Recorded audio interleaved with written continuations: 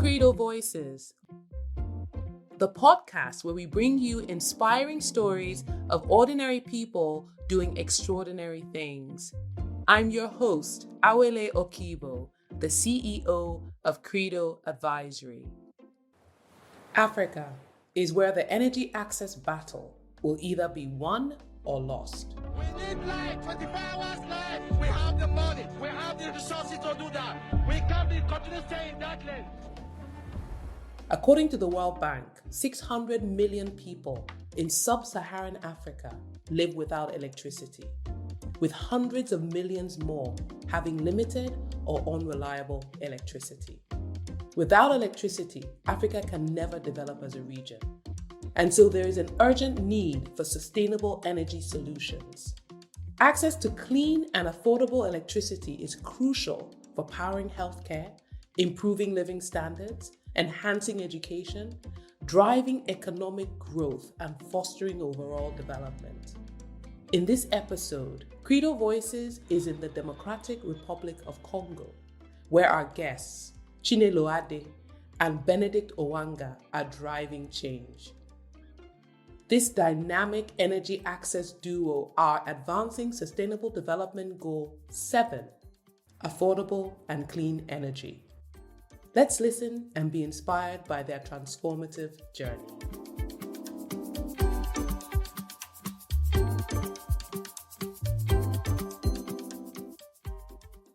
Now, how do lawyers end up providing energy access in the Congo? So please just tell me how you kind of started this journey. I read an article that featured you both, people of color in tech.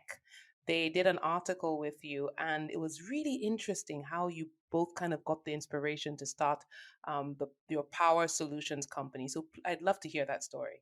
Yeah, for sure. I can take that. And yeah, and that article was written by Samantha from Afrotech, and we're forever grateful for just her writing that article and getting the news out about our company. So, to answer your question about how we really came about this company, so I was externing at a place during my second year of university, and it was during my training that I lost power. Crazy, I lost power in the United States. I lost power for 2 hours, and this was all during my training. And those 2 hours proved to be very crucial because it took me at least a couple of weeks, let's say 2 weeks, just to understand how to use the software system and to understand exactly what was required of me at my job. And just that situation got me thinking, someone like me that I consider myself quite computer savvy, to lose power for 2 hours and just it takes 2 weeks to understand something so basic. What about people in Congo that lose power for months? Or what about people that just have never had power their entire life? And this got me to starting to ask questions, and then we started reaching out to our family members back home to just understand the issue of no electricity. Yeah. So that's interesting. So two lawyers, and now you guys are solving a really important challenge in Africa. I know all too well the issues around not having access to reliable electricity. And according to the International Energy Agency, about 80% of Africans don't have access to electricity. And in the Congo, it's the second largest country in Africa with roughly about 112 million people. Only 19% of the Congolese have access to electricity. So, Benny and Chinelo, please tell me, what does your company do? What are you guys doing with energy solutions, and how are you making an impact? Yes. Well, so we currently have our revenue stream in two ways for our company. So we have our portable battery packs that we manufacture and produce. And right now we rent those out to primarily business owners in the DRC, but we're also going to then in the future expand to individual households. And then we also have our battery packs and we sell them to um, organizations such as solar panel companies or NGOs that want to buy them in bulk. And so, in terms of our battery packs, we actually manufacture and produce them all ourselves. We have an engineer in Nigeria that builds them for us. And the great thing about our battery packs is that they are powered by solar energy. So a lot of people use traditional diesel generators, but they're really bad for the environment. Our battery packs emit zero fumes when they're on, and so we've introduced a clean energy source to obtain electricity.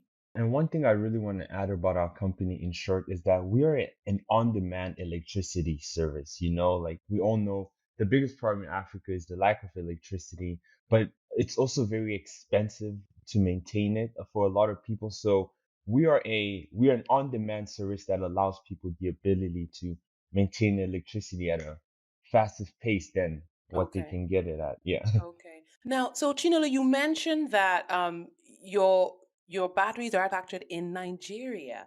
Now, can you tell us why Nigeria and how did you go about finding the right manufacturer? Yes. So to answer your question on why Nigeria, well, it's really mainly because that is where our engineer is located. Um, we came across Magnus, who was our engineer, on LinkedIn and we connected and we saw the type of work that he currently does. And it was really impressive. So we started working with him. At first, it began as like a freelance sort of projects here and there, but then it grew to a stronger relationship and he's super reliable. So we said, you know what? Let's start this here in Nigeria. And then in the future, we're hoping to move the production to Congo, especially because Congo is so centrally located in the continent. Excellent. Now, my next question is solar has been quite slow in taking root in a lot of the African countries, right? Now, how do you get your customers to actually buy or rent your batteries? Because in Nigeria, for instance, and many other countries, people still rely heavily on generators, on candles, on lamps. So it's actually quite difficult breaking that behavior because that's what they're used to. But also, there's a misconception that solar electricity isn't as viable. So can you just share how is it that you're doing it? How are you getting your customers? That's a really good point, talking about how a lot of people in the African market haven't really adopted solar. The reason we see that a lot of people just haven't adopted solar is because of the distrust when it came to all the policies that were pushed upon a couple years ago. A lot of people obviously went into those programs, but the solar products they gave the community and community leaders were not of high standards. And that's something our company really wants to change. We really want to provide clean, renewable energy to the people, but we don't want to give them energy at a par or just below par level. We want to make sure that our products are good for them. But at the same time as well, we also want to work with the community by letting them use our products, getting the feedback from them about how we can improve our products as well. So thank you. That's really important. So you just touch upon something that I want to unpack. So getting the community to use it. So I'm assuming you actually have like experience locations where people can actually try it. They can charge their phones, any appliance. Can you just share a little bit more? Is there a testing phase? Do you let them, use it for a period just to test it out, and then they can actually rent it? Yeah, for sure. To talk about that. So when we started the company, and it was just an idea when we started it, we decided to get different battery packs from Germany, from China, and India, and we deployed it in a community in Kinshasa called Galema. We let the people play around with those battery packs. We let them use it, and from the feedback they would give us, they'd be like, "Oh, this battery pack doesn't allow us to charge our phone. This battery pack doesn't allow us to charge our laptops." And that's the feedback that we would use to create the battery pack that's available on the market right now. So we really made sure to work with the community to create a solution for them rather than us working with the community to create a solution that we believe is for them. With only 19% of people in the Democratic Republic of Congo having access to electricity, Chinelo and Benedict are leading the change. Their Chison battery packs, made in Nigeria from recycled laptop batteries, are transforming the clean energy sector. Beyond meeting immediate needs, they offer eco-friendly solutions, powering communities and businesses in the DRC. Now, I love that the manufacturing is happening in the region. I love that. And I also love that you're planning to ensure that, it's also being manufactured in the Congo, just backward integration. Not only are you also solving the electricity challenge, you're also using clean energy, but there's a certain level of job creation. So it's just incredible to hear both of you talk about how you're creating jobs, you're also saving the environment, and you're helping people's lives by giving them much needed electricity. Now, so far, what kind of impact are you seeing? You mentioned it's typically small businesses. Can you just clarify a little bit? For instance, someone, a tailor, perhaps, give us some idea of what sort of businesses rent your products. Yes. So right now we have like small general stores that are using our products. And so they typically use it to power up light bulbs that they have there in the store, as well as to charge their phones or any laptops that they have. In the future, due to our current capacity, that's all it can power up. But in the future, we're going to roll out battery packs with higher energy capacity storage, so around like 2,000 um, amounts of energy storage, and those would be enough to power up like a fridge. And so then we'll be Wow. targeting pharmacies Wow. so that they can store medicine Yes. for longer period of time, because that's also a really big That's problem. fantastic. So for now, I want to get this right. Your current battery packs have the capacity to charge laptops, phones, just lower consuming appliances. Am I correct? Yes, that is correct. Excellent. And also like appliances like a TV, but not quite yet a fridge at Wow. So this how level. you and I'm asking this because I'm putting on my communications hat. How do you get the word out? So how do you inform your customer base in Kinshasa about your product? Yeah, for sure. So we've noticed that we ran a little social media and little marketing test recently, and we noticed that for us to get the word out, it really falls in three buckets. So when it comes to partnerships, I'm talking about NGOs or just different organizations in African countries. Most of that we get that through LinkedIn. And when it comes to people that want to buy our product and they have enough purchase power to buy the product, and most of that comes from Facebook.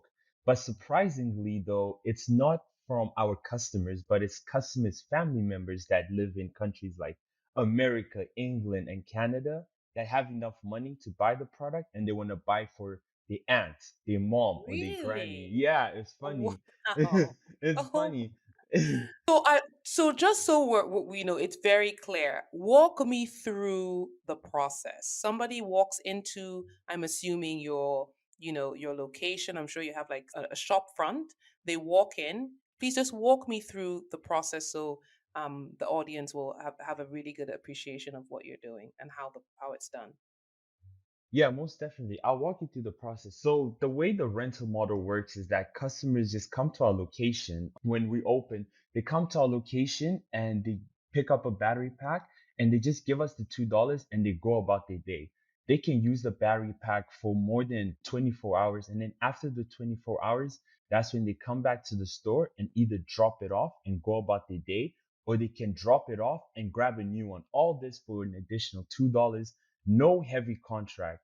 And the reason why we did this is because we realized that the way that most people in Congo, but also different African countries live in, you can think of it as a square. So you're going to wake up and you're going to go to work.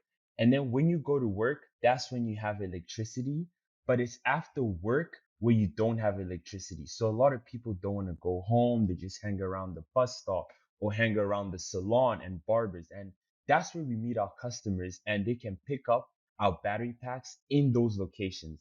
And then after that, after they pick it up, they can just go home and they have power.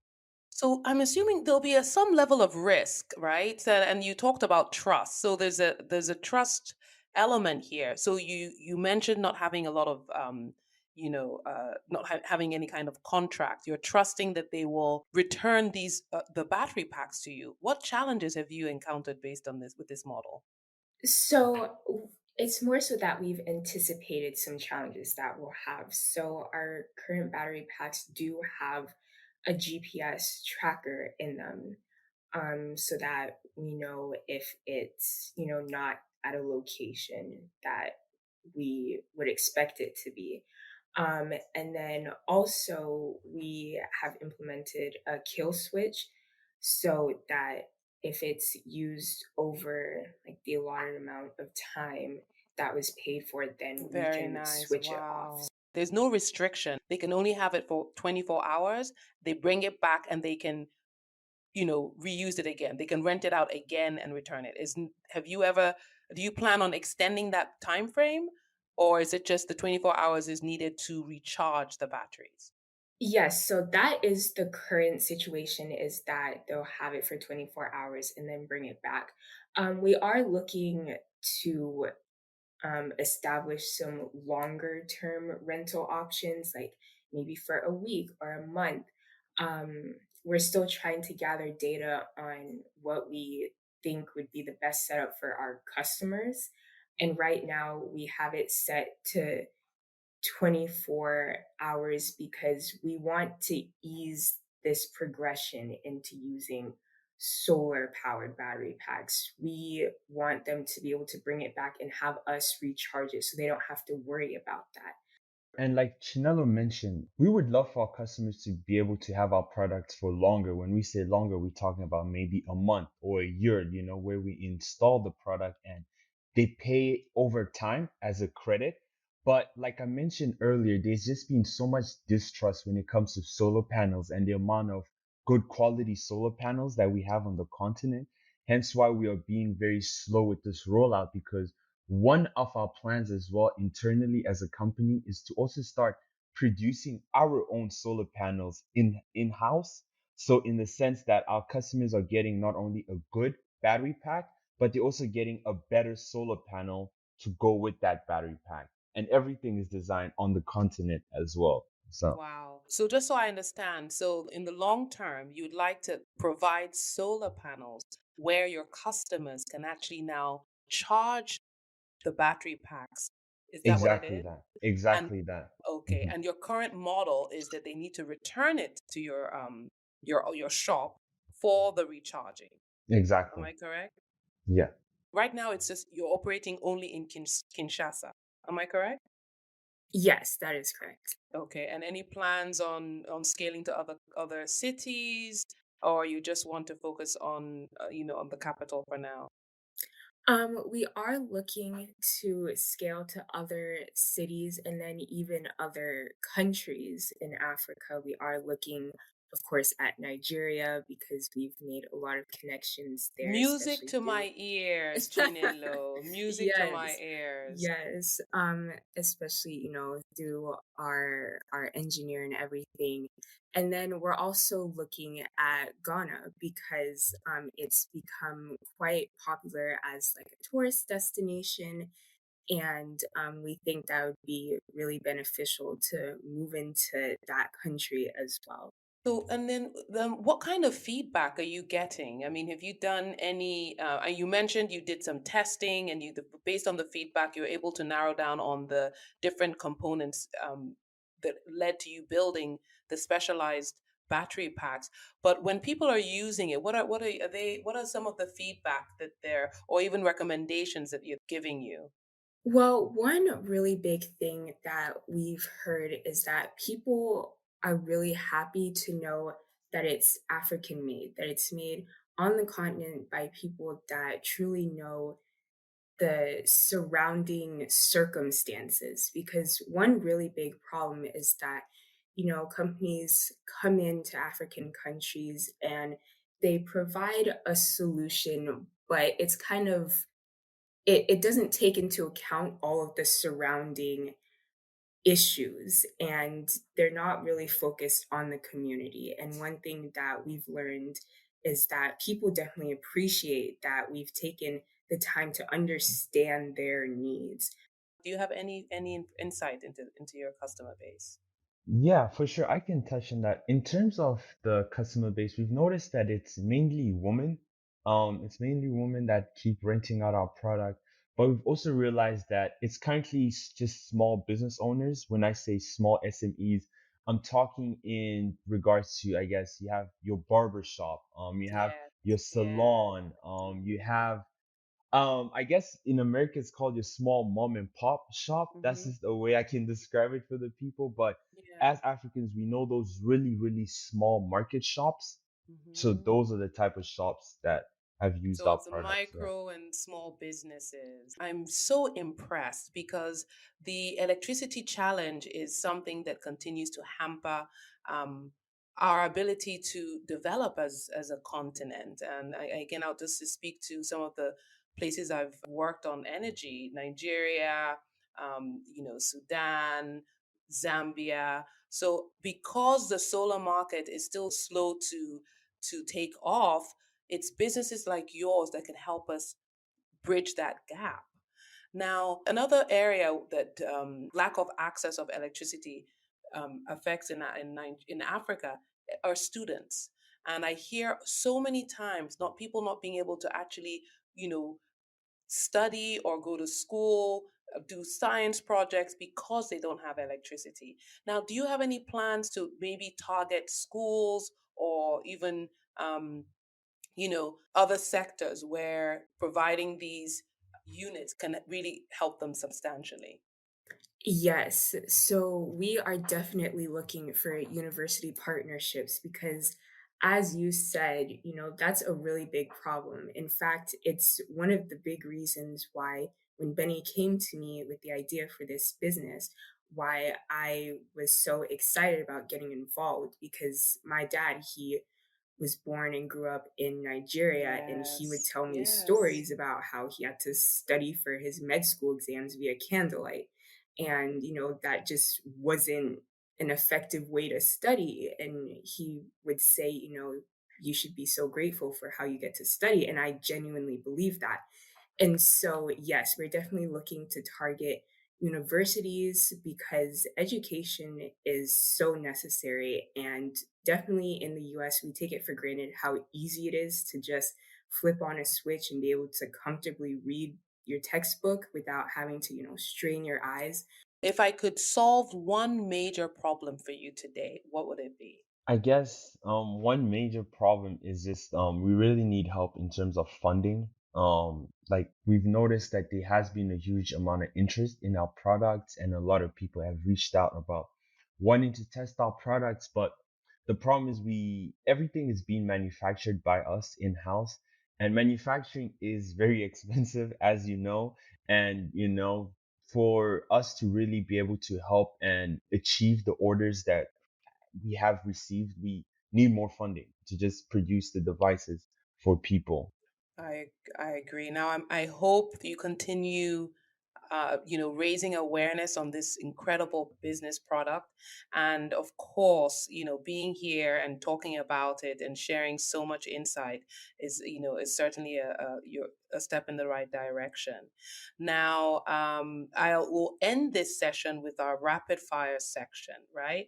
So I'm going to just say two words and you just very quickly respond. So, LSAT or MBA? Outside.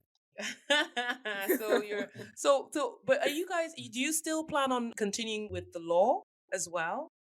Yes, so I do plan to continue. I plan to get my master's in law, focusing on international human rights law.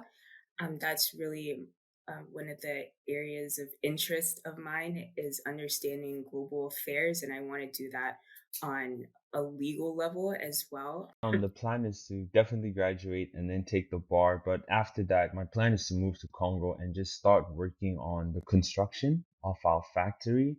But not only that, just continue working on this company, and I see our company as truly making a difference on the continent of Africa, especially when it comes to Absolutely. energy and just providing jobs. Absolutely. And you guys are such an inspiration to other young people. In Africa, we have a significant youth population, and it just speaks to the power of, innovation, the power of entrepreneurship. I mean, it's you guys are real success stories. So the next section, Congo or Nigeria? Congo. Goalkeeper or gatekeeper? Goalkeeper. Mini grid or portable solution? Mini Mini grid. That's the goal, right? That's the goal. Absolutely, that's the goal. But you have to start small, which is what you're doing. Chinelo and Benny, thank you so much. It's been an absolute pleasure. I look forward to having another conversation to check in on you guys to see how you're doing. And let's close with, how many units do you plan on producing, for instance, in next month? Yeah, for sure. Good question. Our goal is to produce 25, and once we have those 25 sold, we're going to produce an additional 2,000 more. So, yeah. Wow. Well, I wish you all the best. Thanks again for joining us, and Thank keep you for keep having keep up us. the efforts. Access to clean and affordable energy is crucial for driving economic growth. It enables businesses to operate efficiently, spurring entrepreneurship, job creation, and productivity. Clean energy solutions also reduce our reliance on harmful fossil fuels. Hearing Benedict and Chinelo's story reinforces two things. The first is that Africa can be energized with clean energy, but only with an enabling environment for private sector participation and investment. The second is the power of Africa's youth as the youngest continent.